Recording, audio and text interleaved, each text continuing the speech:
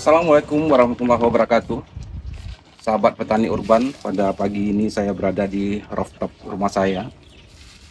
Dan kita pagi ini sedang panen bawang merah ini. Tapi memang kalau dilihat hasilnya, memang untuk panen kali ini kurang begitu maksimal ya. Beda dengan panen pertama atau kedua yang lalu. Nah, mungkin ini disebabkan oleh beberapa persoalan, diantaranya itu adalah karena unsur hara di media kita itu adalah mungkin sudah berkurang. Oke, sahabat urban, selama ini saya menanam bawang merah ini karena bawang merah adalah merupakan kebutuhan sehari kita. Maka biasanya saya tanam di kantong-kantong bekas seperti ini. Jadi memanfaatkan kantong bekas sekaligus juga untuk membantu pemerintah DKI adalah untuk mengurangi sampah, terutama adalah sampah plastik ya. Nah, dari hasil media tanam ini itu memang sangat cukup bagus ya. Jadi kalau kita lihat bentuk dari hasil tanaman itu seperti ini.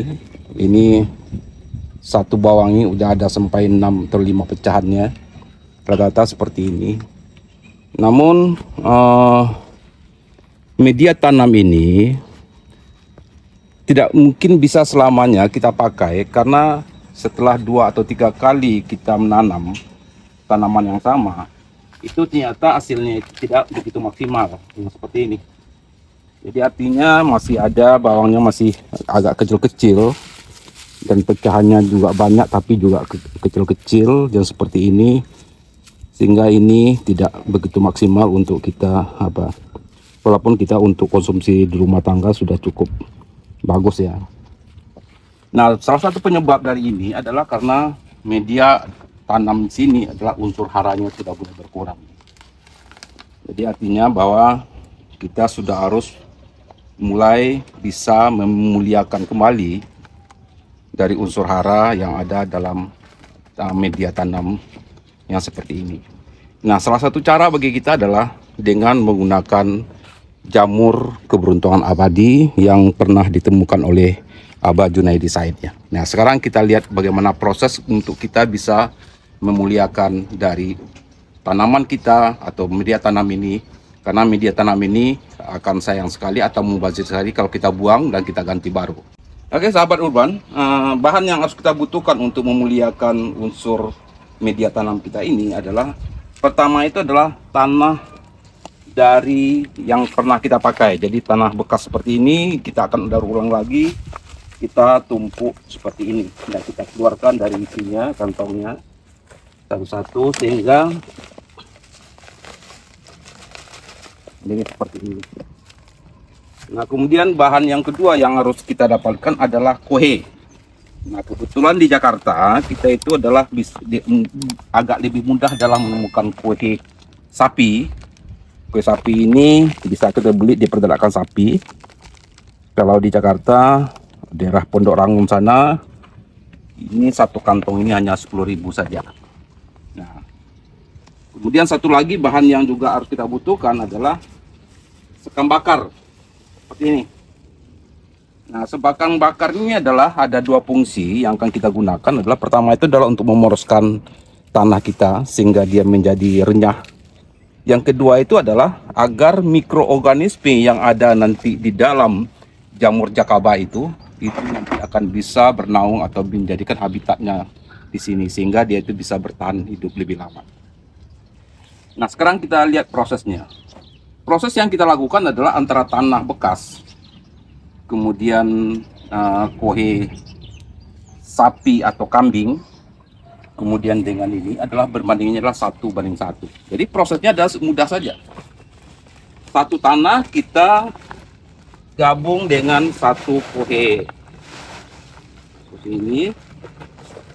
Nah, kemudian kita gabung dengan lebih kurang 1,5 dari sekam padi, sekam padi bakar.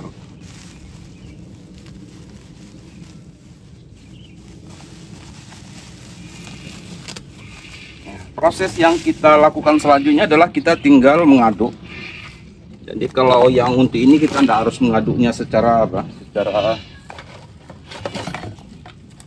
cukup mengaduk sekali 2 kali saja dengan menggunakan skop yang seperti ini. Jadi ini pekerjaannya tidak begitu susah.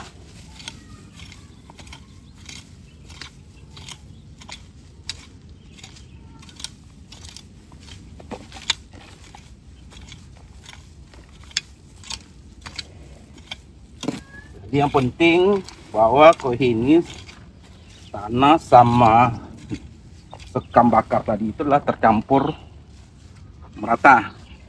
Jadi cukup 2 kali aduk saja sudah cukup untuk mereka teraduk secara rata.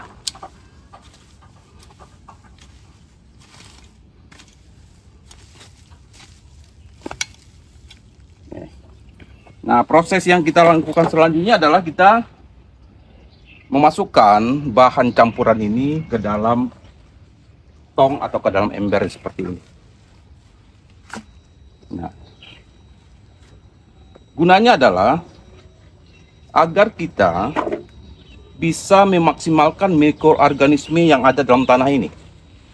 Jadi tanah ini masih belum begitu maksimal mikroorganisme di dalamnya, sehingga ketika nanti ini kita aplikasikan ke tanaman, maka tanaman kita akan lama sekali untuk menyerap unsur hara yang ada dalam ini.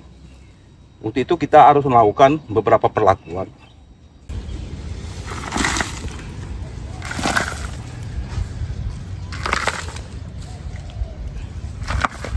Oke, ini kita sudah masukkan media campuran tanah, kohe sama sekam bakar tadi itu ke dalam ember ini. Kemudian ember ini nanti kita akan kucur dengan air jakaba. Ya, ini kita lihat proses air jakaba kita. Nah, ini saya hampir tidak berhenti selalu menanam atau menggunakan jakaba ini dengan terus menerus membuat jakaba ini terus tetap hidup di sini. Nah, walaupun ini sepertinya kelihatannya banyak, tapi ini adalah sangat bermanfaat sekali bagi kita, karena jakaba ini bukan hanya sebagai pupuk saja yang kita gunakan, tetapi jakaba juga akan bisa sebagai untuk pengurai dari proses pengomposan yang akan kita lakukan. Nah, untuk penjelasan bagaimana jakaba akan bisa jadi pengurai, nanti akan kita jelaskan pada konten-konten yang selanjutnya. Oke, kita lanjut. Sekarang kita akan coba tuangkan air jakaba ini ke dalam media yang telah kita aduk tadi. Jadi dalam media ini akan harus tercampur air dan diusahakan betul-betul dalam kondisi yang seperti pasta. Nah, kenapa logikanya kita membuat seperti ini? Karena dalam jakaba itu terdapat beberapa mikroorganisme yang akan bisa melakukan penguraian dari proses nutrisi yang ada dalam kohe dan dalam tanah yang tadi kita masukkan itu. Nah, logika berpikir sebuah bakteri atau mikroorganisme itu baru akan bisa bergerak bebas kalau dia itu berada dalam kondisi yang cair. Nah, mikroorganisme akan sulit bergerak atau berkembang biak dalam kondisi yang padat. Jadi makanya mikroorganisme sebenarnya dalam tanah itu adalah lebih sulit berkembang ketimbang dia itu dalam bentuk cair seperti ini. Nah, maka kita akan buat proses ini adalah cair, sehingga mikroorganisme yang ada dalam ini bisa akan lebih cepat mengurai seluruh apa yang ada dalam kohe sapi atau kohe kambing tadi. Nah, lalu setelah ini bagaimana? Lalu ini kita harus simpan agar kita mengembangbiakkan mikroorganismenya, sehingga nanti mikroorganisme ini nanti bisa langsung sesuai nutrisi yang itu bisa diserap oleh tanaman. Proses lamanya adalah cukup proses ini 3 sampai 5 hari. 3-5 hari media kita yang seperti ini sudah siap kita aplikasikan. Nah, media ini bisa dua fungsi. Pertama, bisa langsung dijadikan media tanam, atau bisa kita masukkan dalam kotak ini seperti ini kembali selama 3 atau 4 hari atau 5 hari. Atau media ini, cairan seperti ini bisa kita juga jadikan pupuk lanjutan setelah kita melakukan proses media penanaman kita. Masuk ini. Jadi biasanya saya tidak gunakan pupuk lain untuk memupuk ini. Cukup saya hanya gunakan media ini saja. Tapi dengan catatan bahwa prosesnya kocor.